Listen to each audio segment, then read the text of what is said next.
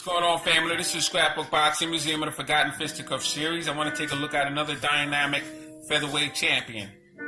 This fighter's name is Eugene Criqui. Eugene Criqui took the title away from Johnny Kilbane. Fascinating fighter. Let's take a look at his career.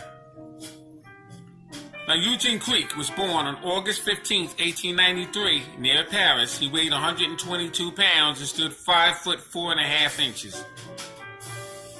He began his professional career in 1910, had several fights, as you can see. He lost to Vince in Paris in 8 rounds. 1911, he had several more fights, kept himself busy, few knockouts. Buster Brown in Paris in 1 round, and Jim Barrett in Paris in 2 rounds. 1912, he knocked out an opponent by the name of Chicken in Paris in 9 rounds. Francis Charles in Paris, 17 rounds. He fought Gatehouse in Paris in 8 rounds. And Demi in Paris in 10 rounds. Tom Smith, Birmingham. He drew with Gatehouse in Paris. Fascinating. 1913, January 10th. Alf Mansfield, Paris, 10-round draw.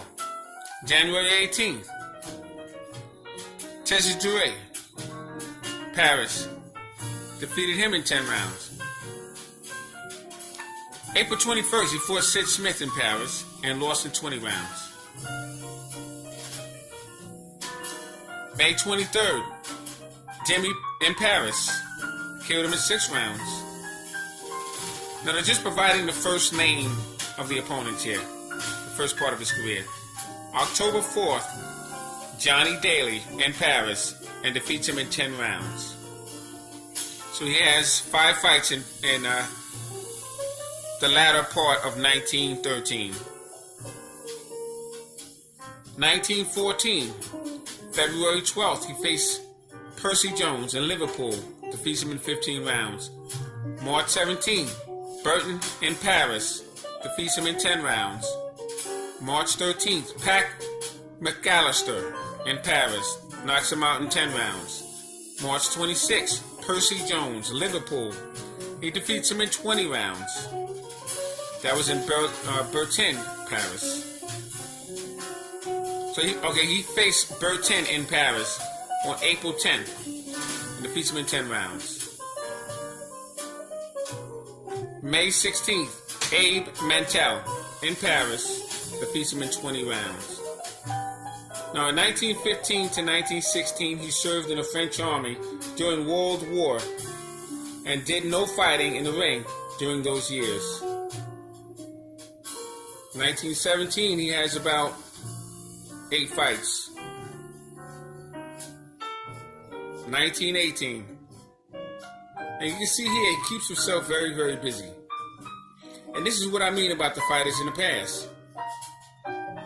I mean, he happens to get all victories and KOs, but if you keep yourself busy and you fight top-notch opponents, and there's no ducking going on, and there's no negotiating yourself out of a fight and letting another fight himself out of a fight, and you just stay busy, you are a fighter. That's what you are.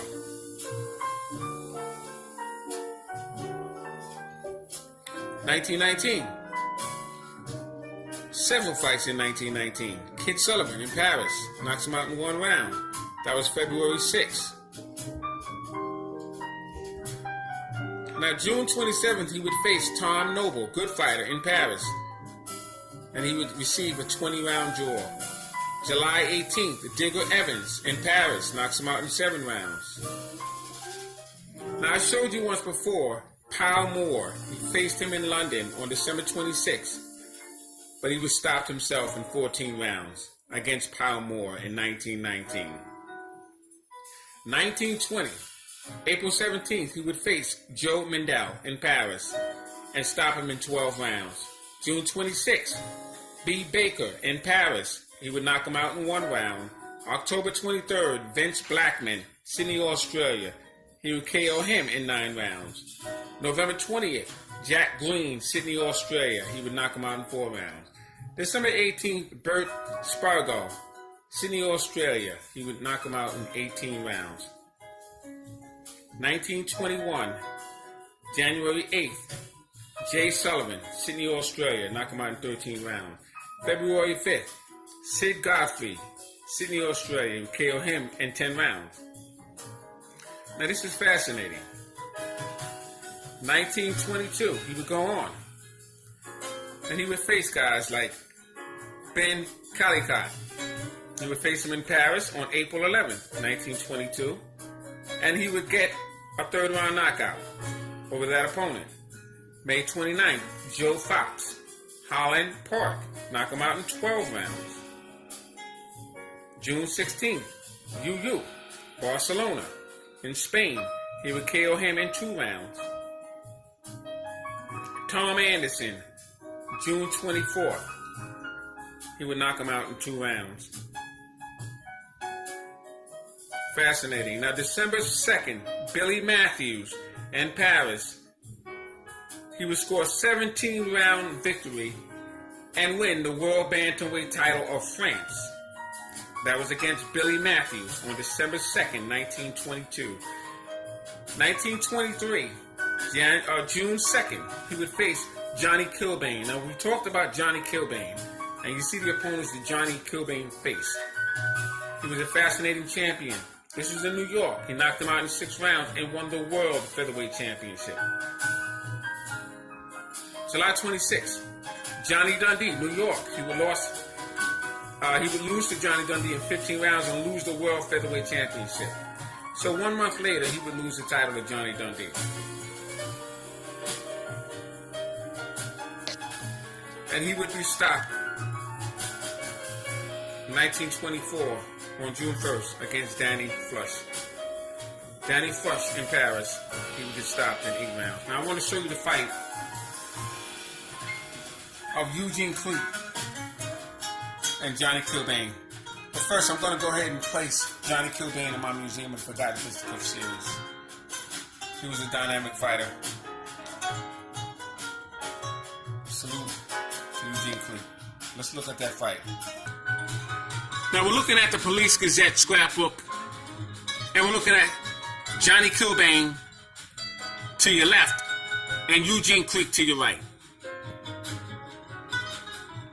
As you can see, Eugene Criqui stabs a right hand to Johnny Kilbane's midsection, keeps him on the defense. Eugene Criqui, he drops Johnny Kilbane. Like I said, Eugene Criqui is a very, very good fighter. I have that fight on reel to reel. It's very fast, and it's probably about 8 minutes long or so. But I do have that fight on reel to reel. And I can tell you, just by watching Johnny Kilbane was a fascinating fighter, but Eugene Criqui, he was more of he fought you. 2-hand fighter.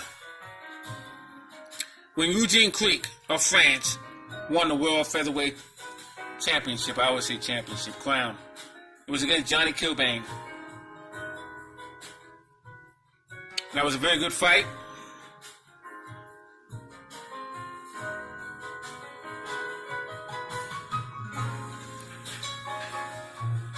Let's take a look. Featherweight title goes to France. Criqui knocks out Kilbane in 6 rounds.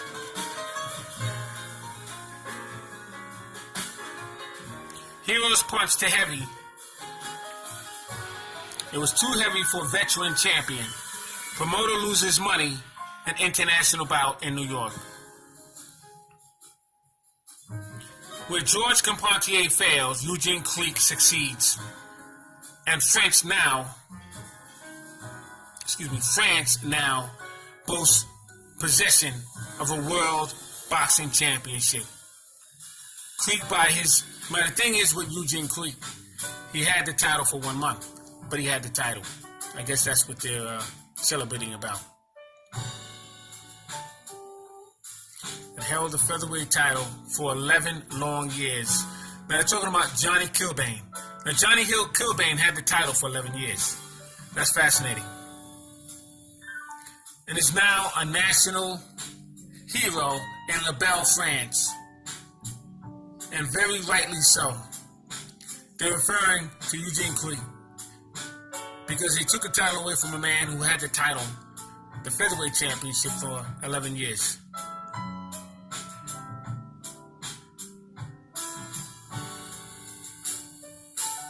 All right, so this fight was fought at the Polo Grounds in New York. That's on 155th Street. That's where the New York Giants used to play, baseball team. And they have a housing development there now. But you had a lot of great fights at the Polo Ground. And this was one of them. June 2nd. He swung a right-hander to the angle of Johnny's grizzled jaw. But I just wanted to show you this fight.